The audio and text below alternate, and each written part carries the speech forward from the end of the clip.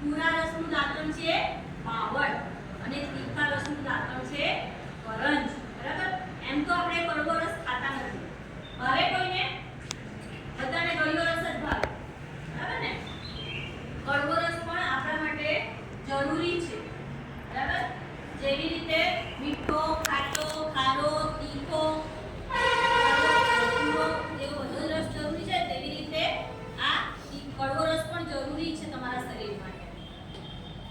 એટલા માટે થઈને આપણે દાંતણ કરવું જોઈએ. ત્યારબાદ છે જીહવા નિલેખન. જીહવા નિલેખન એટલે જીભ સાફ કરવી. બરાબર? જીભ સાફ શેનાથી કરી શકીએ આપણે? દાંતણની ફાળથી પણ કરી શકીએ, સોના, ચાંદી અને તાંબાના તારથી પણ કરી શકીએ. અત્યારે તો આપણે એલ્યુમિનિયમના ઓલિયાનો ઉપયોગ કરીએ છીએ. બરાબર ને?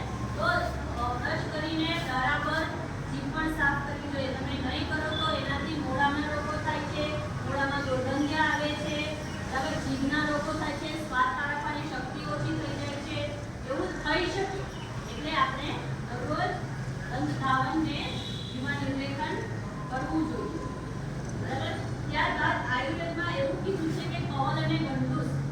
કવલ એટલે કે કોગળા કરવા અને ગંડૂસ એટલે કે મોઢામાં પાણી કે જે તેલ છે ફરી ન શકે એવી રીતે મોઢામાં ભરી રાખો.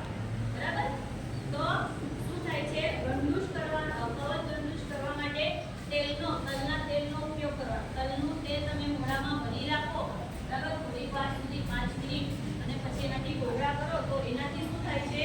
તમારા દાંત મજબૂત થાય છે, હોઠ ફાટતા નથી, વારંવાર ટોન્સિલ નથી થતા, ગળાના રોગો થતા નથી અને સ્વાદનું જ્ઞાન વધે છે. જે વારંવાર સિઝનમાં શરદી, ખાંસી થાય એવું થતું નથી. ત્યારબાદ છે અભ્યંગ. અભ્યંગ એટલે તેલનું માલિશ કરવું. બરાબર? આપણે અત્યારે કોઈ કરતા નથી, પણ તેલનું માલિશ તમારા શરીર માટે ખૂબ જ ફાયદાકારક છે. અત્યારે નહીં કરો તો શિયાળામાં તો ખાસ કરવું જોઈએ અને નહીં કરો તો અઠવાડિયે એકવાર કે મહિને એકવાર પણ કરવું જોઈએ. અભ્યંગ માટે તેલનો ઉપયોગ કરવો જોઈએ અને એના માટે પણ તલનું તેલ સૌથી વધારે લાભકારક છે. બરાબર? કશે નહીં અભ્યંગ થાય, આખા શરીરે નહીં થાય તો પગની પાનીએ, કાનની પાછળ અને માથામાં તો અભ્યંગ કરવું જ જોઈએ. બરાબર? એનાથી શું થાય? અભ્યંગથી આપણી ચામડી મુલાયમ રહે છે, સ્નિગ્ધ રહે છે અને સ્પર્શ જ્ઞાનયુક્ત રહે અને કોમળ રહે છે. આપણે જે બોડી લોશન એનો ઉપયોગ કરીએ છીએ ને શિયાળામાં, બરાબર? એનો ઉપયોગ ના કરવો પડે. એ કેમિકલ યુક્ત છે. આપણે એની જગ્યાએ તલના તેલનો ઉપયોગ કરીએ તો મજબૂત બી રહે સ્નાયુઓ અને ચામડી પણ સુવાળી રહે. બરાબર? અને લોહીનું પરિભ્રમણ પણ શરીરમાં સારી રીતે થાય છે. અને વાળમાં હંમેશા તેલ નાખવું જોઈએ. આપણે કોના વાળ રાખીએ છીએ અત્યારે, બરાબર? અત્યારે તમે સ્કૂલે આવો એટલે તમારે કમ્પલસરી તેલ નાખવાનું હોય છે. બરાબર? પછી તમે થોડા પૂર્ણ થાવ એટલે છૂટછાટ પડી જાય કે ચલો આપણે તેલ નહીં નાખીએ. પણ તમે યાદ કરજો ત્યારે પછી કે સ્કૂલમાં હતા ને ત્યારે મારા વાળ સરસ હતા, હવે તો મારા વાળ ખરાબ થઈ ગયા. બરાબર? કેમ? તો સ્કૂલમાં આપણે રેગ્યુલર તેલ નાખતા. બરાબર? હમણાં આપણે નથી નાખતા. એટલે વાળમાં તેલ નાખવું જોઈએ. એનાથી શું થાય? વાળ ઉકળતા નથી, વાળ લાંબા થાય છે, ઘટતા થાય છે, મજબૂત થાય છે અને મુલાયમ થાય છે. બરાબર? વાળ અકાળે સફેદ થતા નથી. હમણાં ઘણા નાના છોકરાના પણ વાળ સફેદ થઈ ગયા, રાઈટ ને? તો તેલ નાખવું જોઈએ. ને પગના તળિયામાં અભ્યંગ કરવાથી, તેલનું માલિશ કરવાથી આંખનું તેજ વધે છે. બરાબર? એટલે રોજ રાત્રે સૂતી વખતે પગના તળિયામાં તલનું તેલ ન હોય તો કોપરેલ, બરાબર, કે આપણે કોઈ પણ તેલ પગના તળિયામાં ઘસવું જોઈએ. એનાથી આંખનું મજબૂત થાય છે, નંબર આવતા નથી. બરાબર? ત્યારબાદ કસરત કરવી જોઈએ. બરાબર? રોજ કસરત કરવી જોઈએ. કસરતથી શું થાય?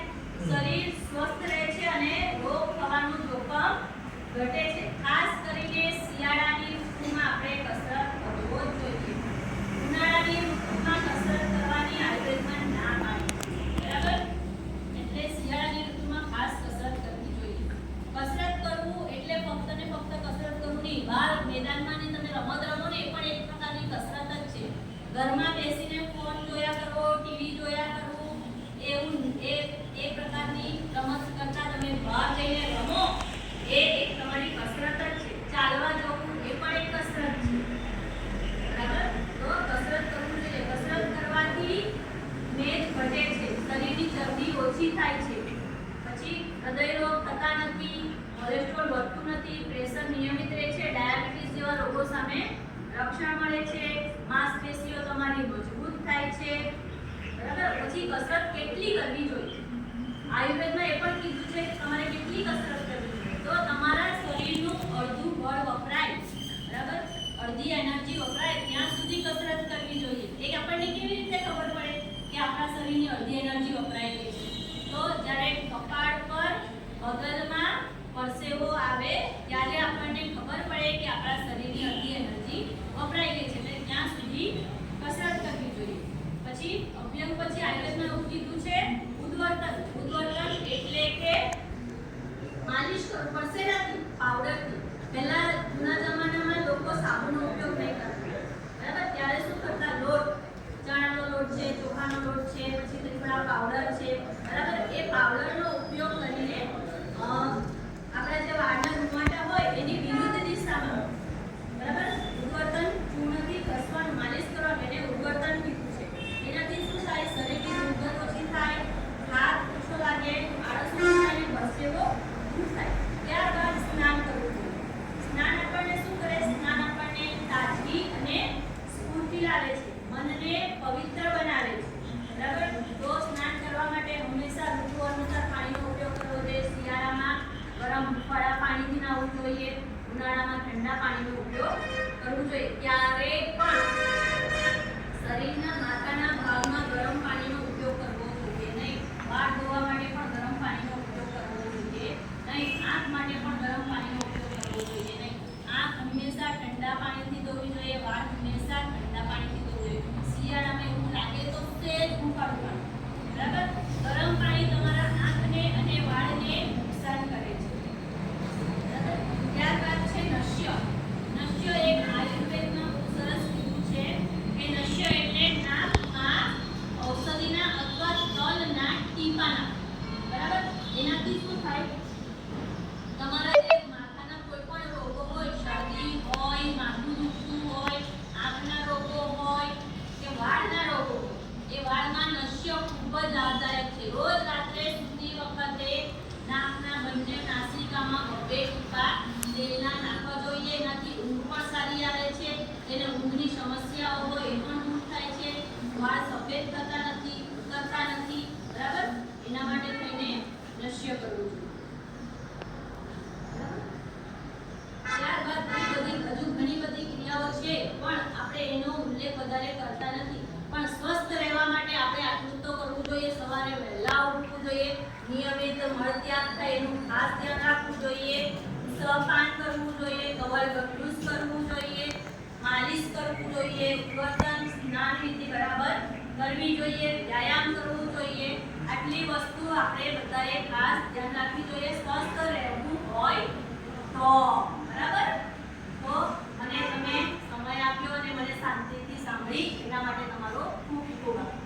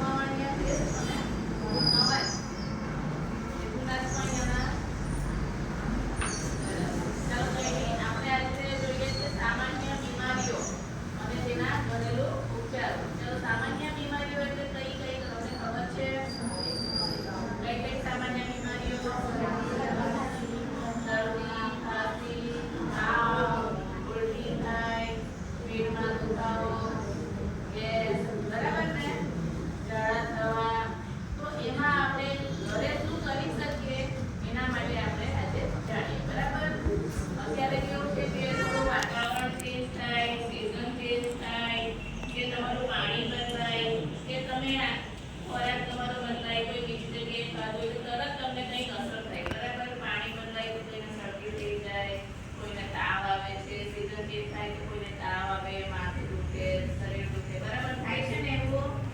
હે? આ કે ના? બરાબર. તો તમે ઘરે શું કરો છો? હે? શું કરો?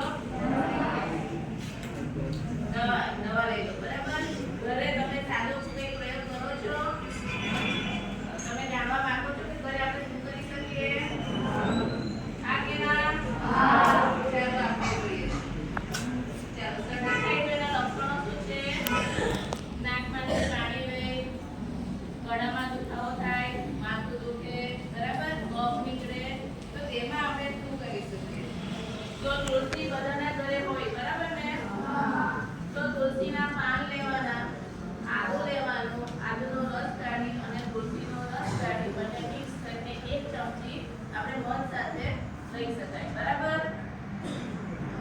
પછી કાળા મરી આપણા બધાના ઘરે હોય મસાલામાં, બરાબર? હોય ને બધાના ઘરે? અને ગોળ પણ મોસ્ટ બધાના ઘરે હોય, બરાબર?